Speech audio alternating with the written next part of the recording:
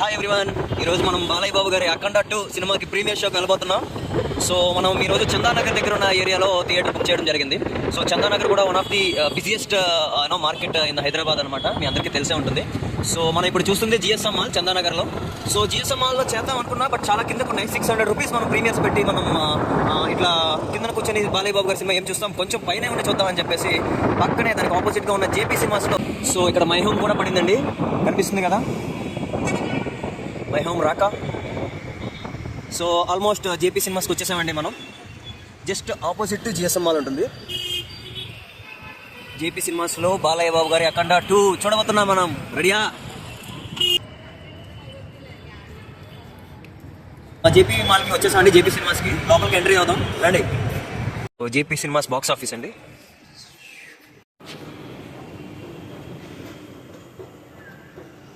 So almost వచ్చేసాం. So next boss cinema అనమాట, సంక్రాంతికి వచ్చేసాం.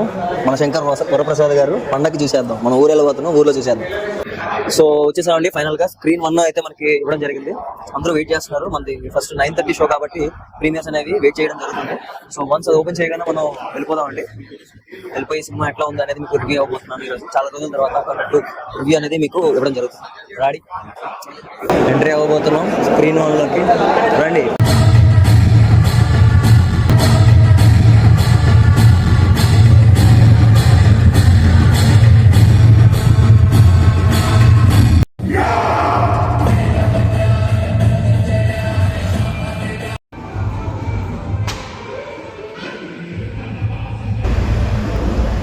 Ruling sound, camera, action. So ఇప్పుడు మనం అఖండ 2 రివ్యూ ఇవ్వబోతున్నాం.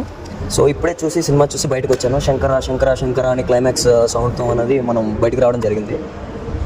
సో నాకు ఎట్లా అనిపించిందంటే cinema first of all Boyapati గారి డైరెక్షన్ అనేది యాజ్ యూజువల్గా మంచి మాస్ ఎలిమెంట్స్, భీకరమైన ఫైట్స్. సో బాలయ్య బాబు గారి యొక్క ఎలివేషన్స్ అన్నీ ప్రాపర్గా కనెక్ట్ అయ్యాయని చెప్పేసి నా యొక్క ఉద్దేశం. బట్ స్టిల్ సినిమా అనేది ఫస్ట్ అఖండ ఏదైతే ఫ్లాష్ బ్యాక్ ఉందో అఖండ అని మనకి ఫ్లాష్ బ్యాక్ చూపిస్తూ సినిమా స్టార్ట్ అవుతుంది.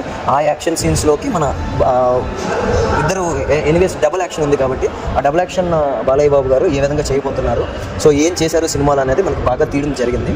సో తర్వాత వన్స్ స్టోరీలోకి ఎంటర్ అయ్యే టైంకి చాలా టైం పట్టింది.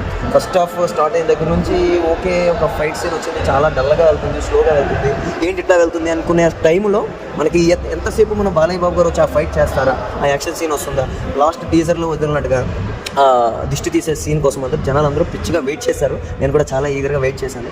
సో వెయిట్ చేసి ఫైనల్గా బాలయ్య బాబు గారు ఎప్పుడు వస్తారా అనుకున్న టైంలో వచ్చారండి. ఇంటర్వెల్ సీన్ అరాచకం అనమాట, నార్మల్గా లేదు. బాలయ్య బాబు గారు ఎప్పుడు చేస్తూనే ఉంటారు, బట్ స్టిల్ ఇది ఒక తాండవం. ఏదైతే మనకు టైటిల్లో చెప్పారో అఖండ తాండవం అనేది చూపించారు బాలయ్య బాబు గారు.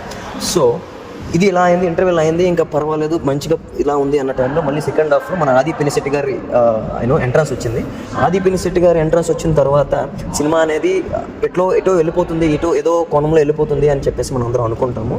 సో అట్లా వెళ్తూ ఆయనకి ఇప్పుడు బోయపాటి గారు ఏంటి విలన్ నుంచి వచ్చి జనాలు కొంతమంది హీరోస్ని చంపేస్తారు, హీరో ఫ్యామిలీస్ని చంపేస్తారు, అట్లనే మన సైడ్ వాళ్ళు వెళ్ళి అవతల వైపుని చంపేస్తారు. So is as usual regular commercial format. But దీనన్నింటిలో కూడా మన బోయపాటి శ్రీని గారు చెప్పిన విధంగానే భగవద్గీత, రామాయణం, సో మహాభారతం ఇట్లాంటివన్నీ కూడా తీసుకుని ఒక సనాతన హైందవ ధర్మాన్ని ఏ విధంగా ప్రజలు పాటించాలి, ఎట్లా చూపించాలి అనేది బోయపాటి గారు చెప్పాలనుకున్న ఒక సారాంశం అనమాట. సో అది ఏ విధంగా అంటే ఒక కమర్షియల్ వేలో దేవుణ్ణి నమ్ముతారు. మన ఇండియన్స్ భారతదేశంలో చాలా వరకు దేవుణ్ణి నమ్ముతారు, హైందవ ధర్మం నడుస్తుంది కాబట్టి.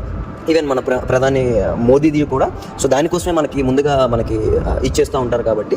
సో ఆ హైందవ ధర్మం కాన్సెప్ట్ తీసుకొని కుంభమేళ కాన్సెప్ట్ పెట్టుకొని సో ఓవరాల్గా ఒక నేషనల్లీ మన సినిమాని అనేది కొంచెం పైకి తీసుకెళ్దాం అన్న ఉద్దేశంలో బాలయ్య బాబు గారు చేస్తున్న ప్రయత్నం, అలానే బోయపాటి శ్రీని గారి యొక్క కష్టం సినిమాలో క్లియర్గా కనిపించింది. చాలా చోట్ల చాలా ఎలివేటెడ్ సీన్స్ ఉంటాయి అండ్ తమన్ బీజిఎం చాలా వరకు చాలా బాగా ఇచ్చాడు. బట్ సెకండ్ హాఫ్లో అక్కడక్కడ మనకి వాయిస్ అనేది సరిగ్గా వినిపించడం లేదు. సో చెప్పే డైలాగ్ కన్నా వాయిస్ బ్యాక్గ్రౌండ్ వినాలా, వాయిస్ వినాలా అన్న రేంజ్లో బీజిఎం అనేది మనకి ఎలివేట్ అయింది. సో ఎక్కువ ఎలివేటెడ్ సీన్స్ అవ్వడం, ఎక్కువ ఫైట్ సీన్స్ అవ్వడం, సో స్టోరీ ల్యాగ్ అనేది ఫస్ట్ హాఫ్లో ఉండడం కాస్త minus. Other than that Balayya Babu విశ్వరూపం చూపించారని చెప్పాలి. బాలయ్య బాబు అభిమానులకే కాదు, అఖండ అభిమానులు ఎవరైతే ఉన్నారో వాళ్ళందరూ కూడా మంచిగా ఎంజాయ్ చేస్తారు టీంని. సో నాకు తెలిసి సినిమా చూడొచ్చు. మంచిగా ఆ గ్రాఫిక్స్ యొక్క ఎలివేషన్స్ కానీ, మాస్ ఫైట్స్ కానీ, బోయపాటి సీన్ గారి డైరెక్షన్ కానీ, సీన్స్ కానీ, తీసిన విధానం కానీ చాలా బాగుంటాయి.